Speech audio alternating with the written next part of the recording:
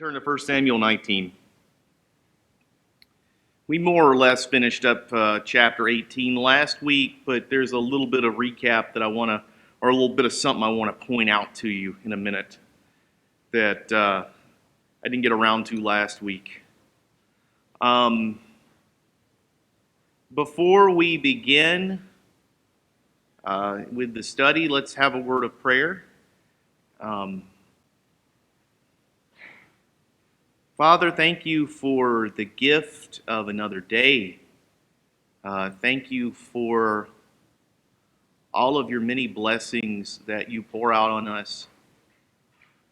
Thank you for preserving your word for us that is profitable for teaching and correction and instruction in righteousness. Most of all, Father, may we never forget what Jesus himself said, that as we search the Scriptures, they testify to him. He is the hero of the story the Bible tells. He is the champion, the author and finisher of our faith. And through him, in his name, we pray, amen. All right, so where I kind of wanted to pick up from 1 Samuel 18, if you remember what's going on, everybody loves David except Saul.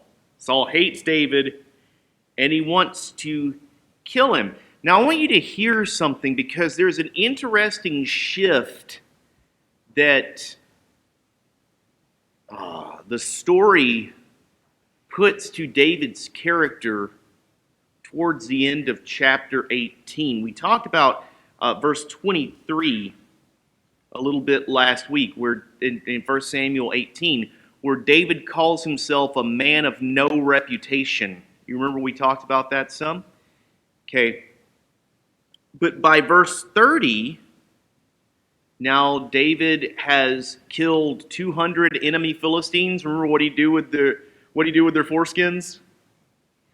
Chopped them off, counted them out, gave them to Saul as the bride price for Michal. So after all of these thrilling exploits, verse 30 says that David's name was highly esteemed. So what's happened between verse 23 and verse 30? Yeah, David can no longer say, I'm a man of no reputation. His name is now highly esteemed throughout the kingdom. And this echoes Genesis 12:2. This is where God first calls to Abraham, right? And God says to Abraham in Genesis 12:2, I will bless you and I will make your name great. So by the end of 1 Samuel 18, David's name is now what? It's a great name in the nation. Who made his name great? Who made David's name great, though? It's the Lord, right? Yeah. And so we see echoes of Genesis 12:2. God has taken David from being a man of no reputation, a mere shepherd, and he has blessed him to become a man whose name is, as it says, highly esteemed in all Israel by everyone except King Saul. That's where we pick up chapter 19. Saul's actually had a couple of unsuccessful attempts to assassinate David. And in chapter 19, he is at it again. Whoops, he did it again. And Saul spoke to Jonathan, his son, and to all his servants that they should kill David. But Jonathan, Saul's son, delighted much in David. And Jonathan told David, Saul, my father, seeks to kill you. Therefore be on guard. Be on your guard in the morning. Stay in a secret place and hide yourself, and I will go out, and I will stand beside my father in the field where you are, and I will speak to my father about you, and if I learn anything, I will tell you. So Saul is now, instead of just, kind of having these fits of rage where he tries to murder David, Saul is now openly plotting David's murder amongst his court, right? Keep in mind what has happened since chapter 18 with David. He has what? He's become great, and what else has happened? The people adore him, but he's also married Michal, Saul's daughter. So what Saul understands, of course, Saul gave him that test of bring me 100 foreskins of Philistines, and David brings 200. Saul was thinking what would happen. David's going to go out and get himself killed trying to kill all these guys. And so that's not what happened. So, of course, Saul begrudgingly now, I would assume, has to give Michal to David because he's fulfilled the bride price. And David's got a clearer path to the throne. David's got a clearer path to the throne because now he's in the king's family. He's not just an upstart young warrior that everyone likes. He is actually married into the family. So, of course, Saul is going to becoming increasingly what? Unhinged. Jonathan, however, remains loyal to David, and he warns David what Saul is plotting. He sets up a plan where he's either going to be able to call Saul to back off, or he's going to be able to do what for David? Give him an advance warning to run away. They've got this little plan where he's like, okay, look, you go hide in the field. I'll talk to my dad, and if I'm able to convince Dad not to kill you, I'll let you know. Otherwise, I'll let you know that too. So, just from those 3 verses, do you have any observations or questions?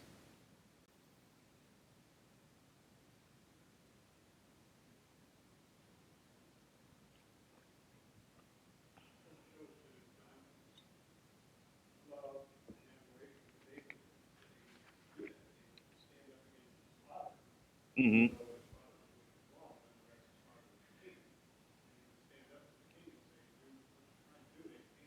Right.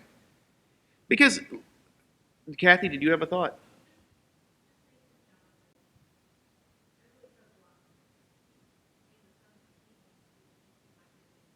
Mm-hmm.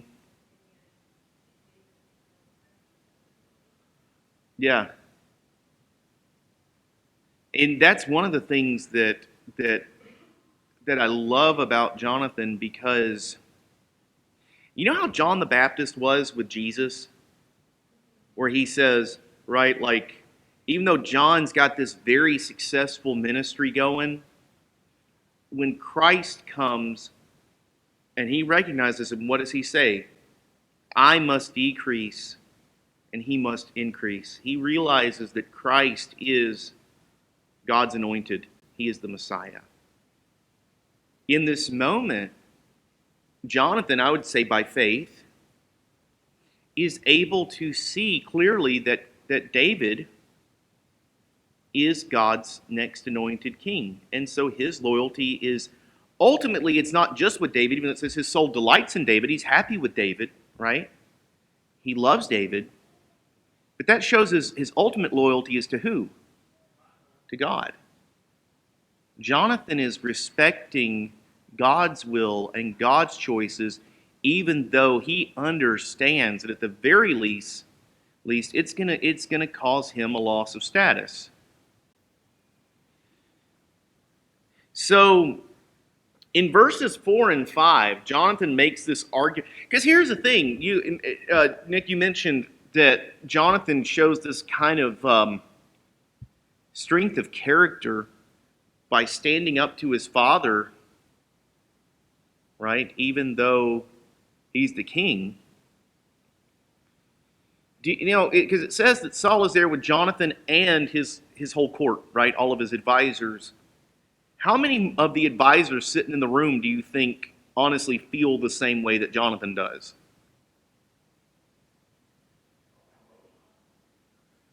What's that, Jerry? Like they probably understand, hey, Saul, that is not, there's no reason for that. It's not a good thing you're doing. So, yeah. But ultimately, it's Saul's own son, Jonathan, who takes the initiative to step up and say what probably everybody else is really thinking. Nick?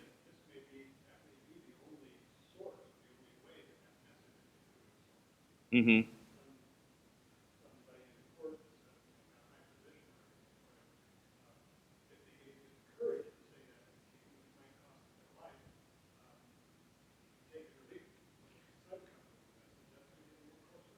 Yes, and what we're going to see as we dig into this is that the reason we're going to see the reason why Jonathan is actually able, what I think he's able to persuade his father.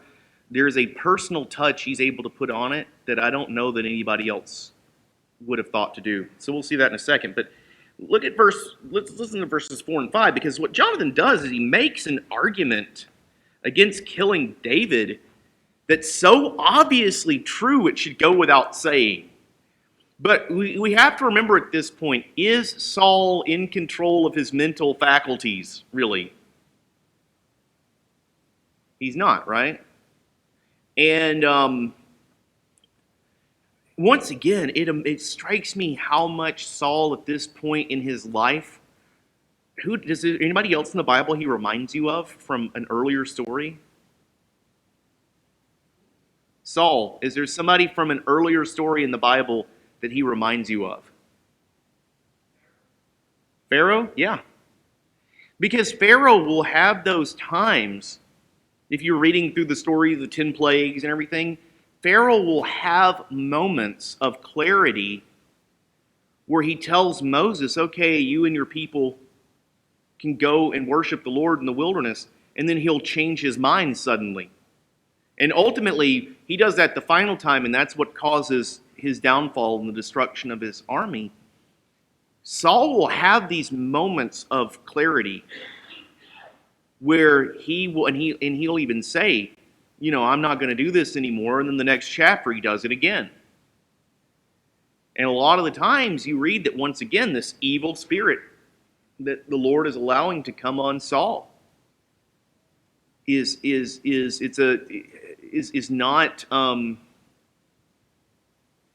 really the where Saul's at. In his moments of clarity, he understands that the way he's behaving is irrational and wrong, but those are going to become fewer and further between as the story progresses. So listen to verses 4 and 5. And Jonathan spoke well of David to Saul his father, and he said to them, let not the king sin against his servant David, because he has not sinned against you, and because his deeds have brought good luck to you, or just good to you. For he took his life in his hand, and he struck down the Philistine, and the Lord worked a great salvation for all Israel. You saw it, and you rejoiced. Why then will you sin against innocent blood by killing David without cause? So this is the argument that Jonathan makes. And listen to verses 6 and 7, because as unhinged as Saul has become, listen to what it says.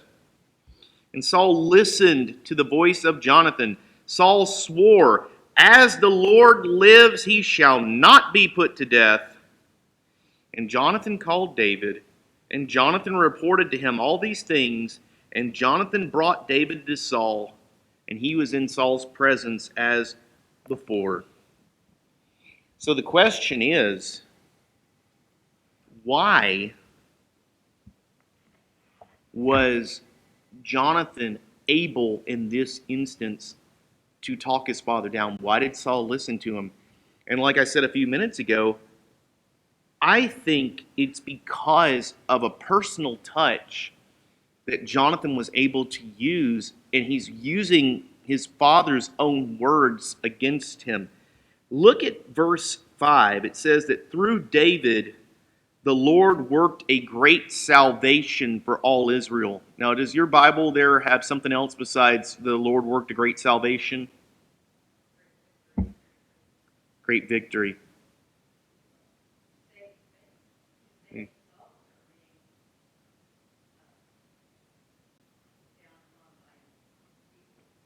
He was, yes. Mike.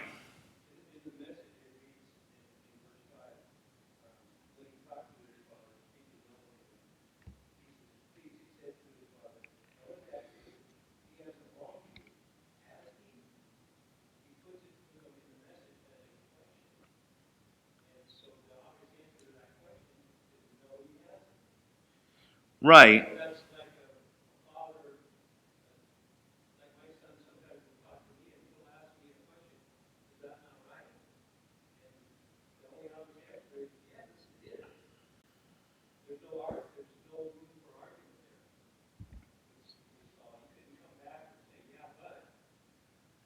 Right. You're right about that too. The thing that I want to focus on is this word or this phrase. He says that through David the Lord worked a great salvation for all Israel. There in verse 5. Kathy, can you go back to chapter 11 of 1 Samuel, and I'll have you read verses 12 and 13 of chapter 11. But if you remember the story, to kind of refresh your memory, because it's been a long time since we were there, if you recall, when Saul is first anointed king, does everybody agree and want Saul to be king? No, there's a contingent of Israelites who say, why should this man rule over us? Well, what does Saul do? Saul comes through in the battle. They are victorious, and Saul's loyalists are saying, hey, Saul, you had these guys who didn't want you to be king. We need to do something about them. So, Kathy, if you would read chapter 11, verses 12 and 13.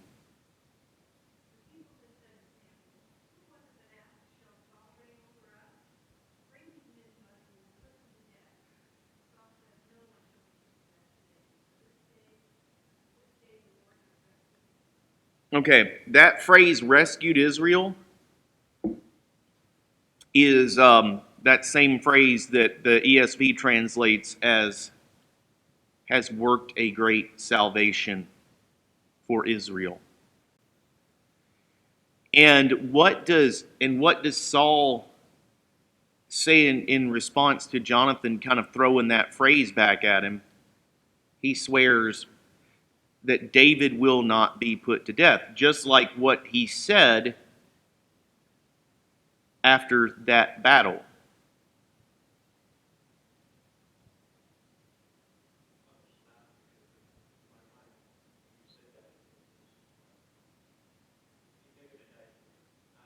Yeah, not today. So, I mean, yeah, but one of the things that this might be a little bit of a rabbit hole, but I don't think so. And Bible class is the time for it. You guys are gonna laugh at me.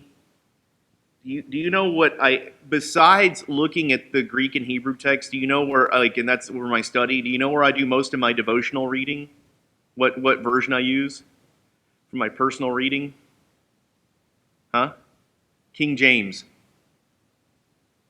And the reason being, one of the reasons, is that there's sometimes some of the language, it's not that it's wrong in newer translations, but you lose some things. So, for instance, if you're reading an older translation of these passages, it's going to say that the Lord worked a great salvation for Israel. It's going to use this word that is translated to save.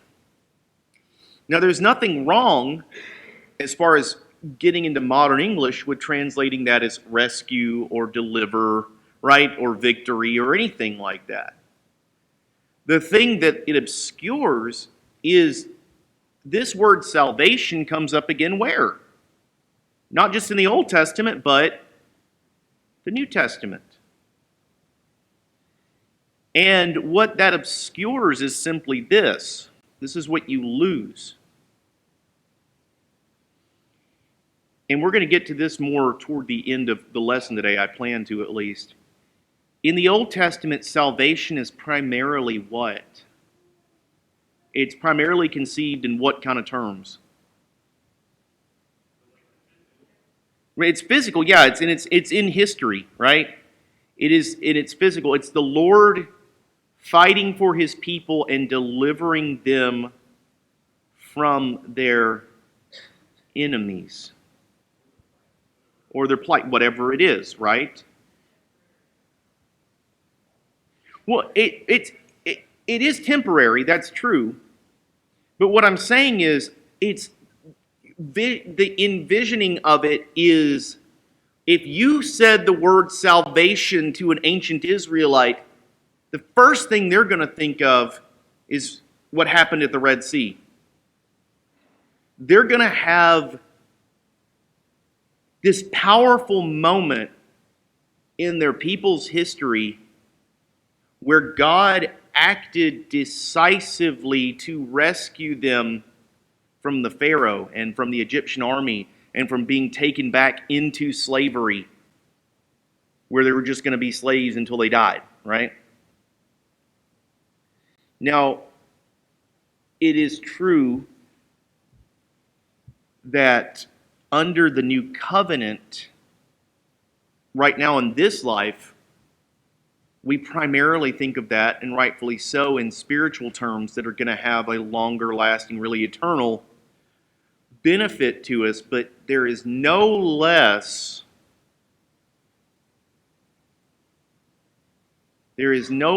should be emphasis on the fact that the Lord acted decisively to save us from our enemies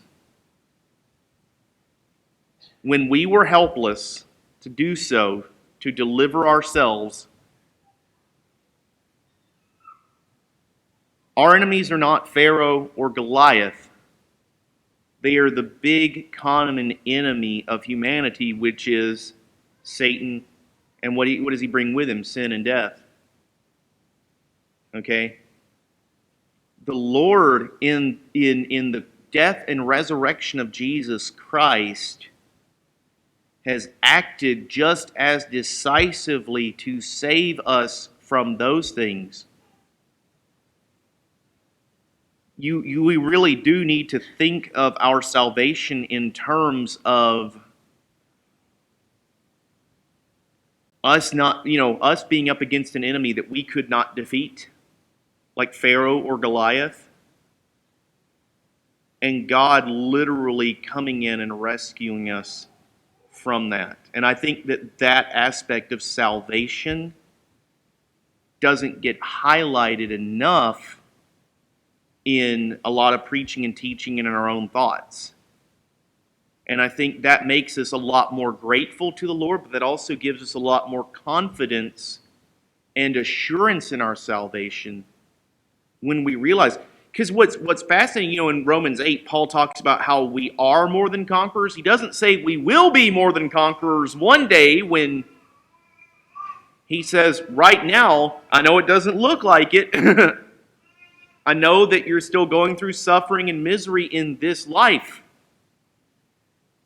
But already, we are more than conquerors. We have the victory through Christ.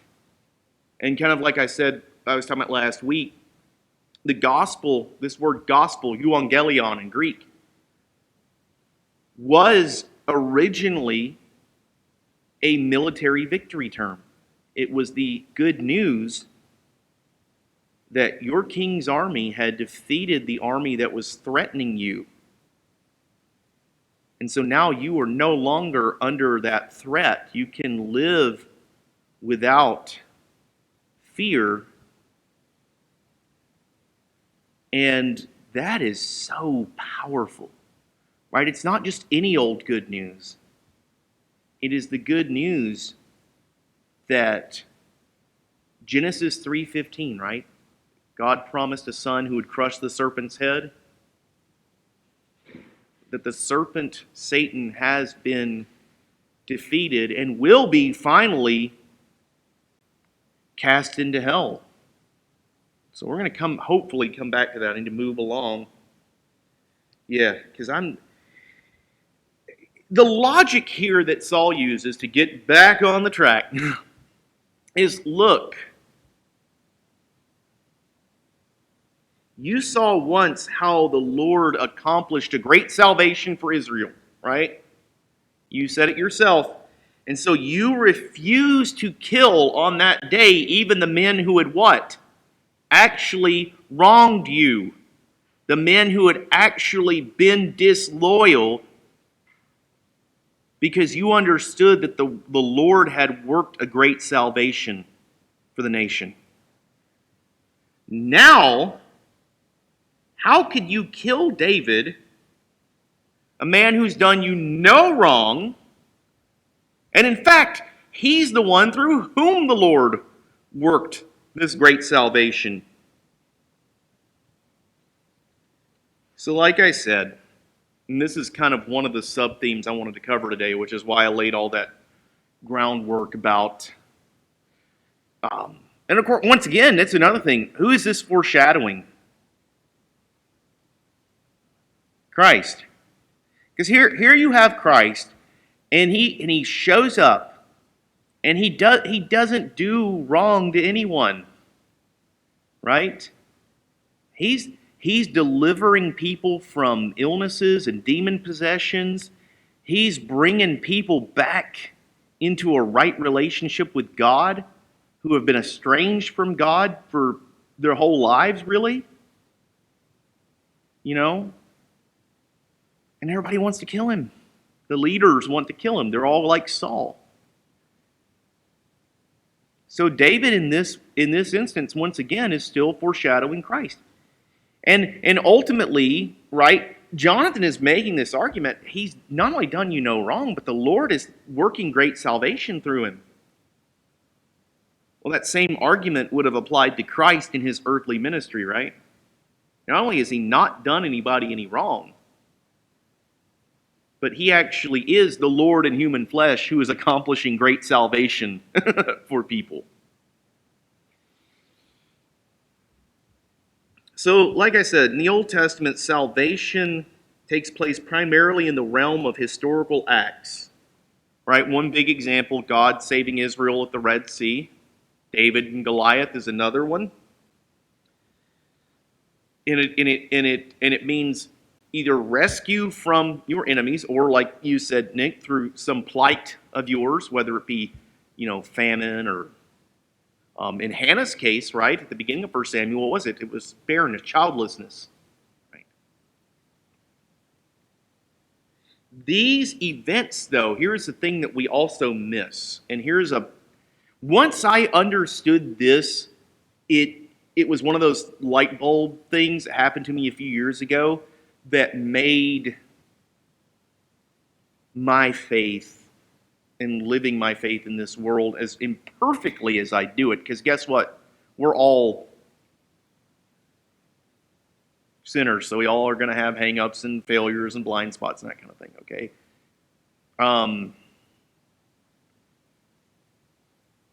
Is that these events, like I said, foreshadow the salvation Christ will bring as he saves us from slavery to sin and fear. He saves us from Satan, sin, and death. There is one final great act of salvation that remains. One of the things I would encourage you to really drill into your head is, I have been saved, I am being saved, and I will be saved. The Bible speaks of salvation in all three tenses. Now, some of those big words I use sometimes, that's salvation in three tenses. I have been saved, I'm justified. God has declared me righteous by my faith in Jesus Christ, or through my faith in Jesus Christ. And once you've been justified by God, do you ever become unjustified? No.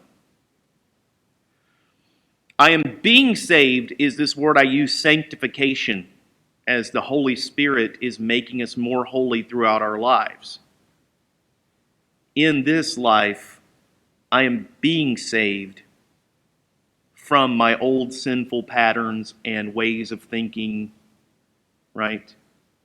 And then I will be saved. That's Philippians 1:6, that he who began a good work in you will bring it to completion at the day of Christ. That's glorification. That's resurrection. And so we understand that the decisive act of salvation happened when? 2,000 years ago on a cross and in an empty tomb. We understand that we are being saved. I mean, in essence, if you think about, here's a way to think about the Christian life. There is a point where the Israelites have been rescued from Egypt, right? So that's kind of like, in some sense, that's kind of like justification, right? I have been rescued now from Satan, sin, and death. We are going to a promised land that God has promised. Now, and sometimes I think about the Christian life in terms of the wilderness wandering. But here's another way to think about it.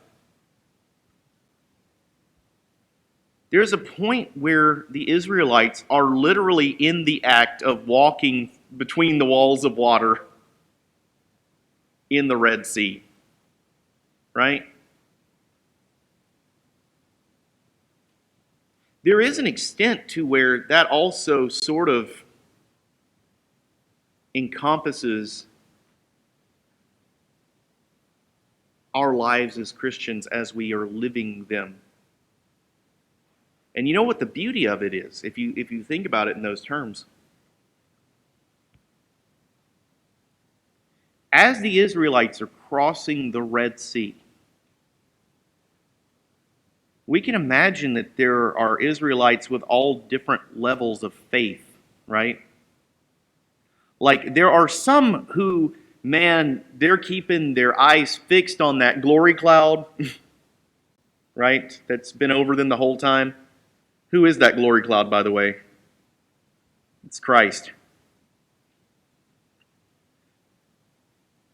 And so they're walking through there with confidence and assurance. You have other people, right, who are probably walking through with fear and trepidation, and they're shaken, but they're walking. The fact that they're walking suggests what?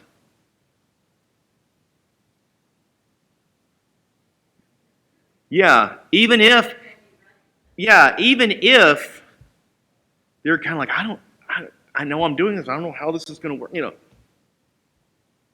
It's not the quality of your faith that saves you. It is the work of God. Faith is the vessel, the instrument by which really God takes hold of you, because ultimately, are we even strong enough to cling to Christ?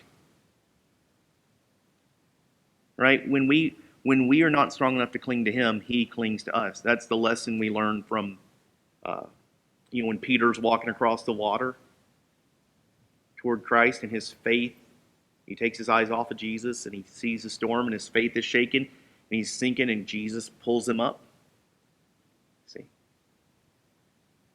So we are living in this great time of kind of just trudging through. And some of us are going to trudge through with confidence. And sometimes we're going to be, ugh. But as the old Puritans like to teach us, a weak faith can still, hitch its wagon to a strong Christ. There is one final act of salvation that remains. We have been saved, we are being saved, and we will be saved. Now, whereas Old Testament salvation took place in acts of history, New Testament salvation is founded upon the sacrifice of Christ 2,000 years ago. This final great act of salvation that remains will mark the end of history and the beginning of eternity. I want you guys to listen closely as I read Revelation 20, beginning at verse 7 and ending in verse 5 of chapter 21. I'll make a few comments along the way because guess what? I have heard a rumor that you guys haven't had a lot of teaching on Revelation. Is that correct? Nick, are you saying yes, you haven't? You haven't? Okay. What about you, Charmaine? Mm-hmm.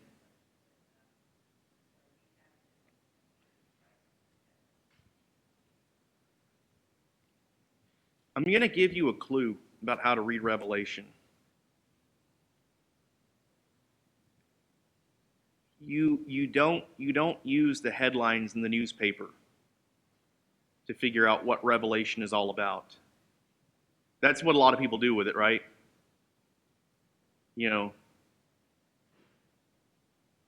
If you know the Old Testament and you know a little bit about what's going on in the Roman Empire in the first 3 centuries,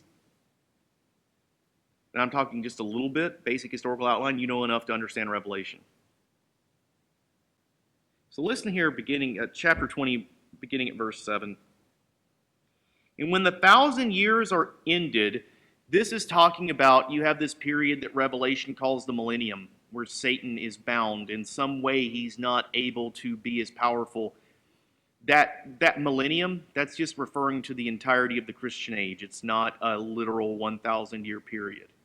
It's just a way of John saying, for a long time, longer than you can imagine,